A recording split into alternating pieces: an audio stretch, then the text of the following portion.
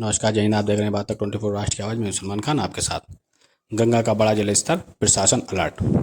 जिलाधिकारी फतेहगढ़ और पुलिस अधीक्षक ने आज तहसील अमृतपुर में थाने राजेपुर के क्षेत्र का दौरा किया।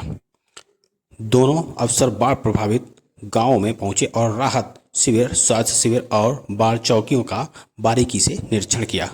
गांव-गांव घूमकर ग्रामीणों से सीधी बातचीत की, उनकी परेशानियां सुनी और मौके पर ही समाधान के निर्देश दिए।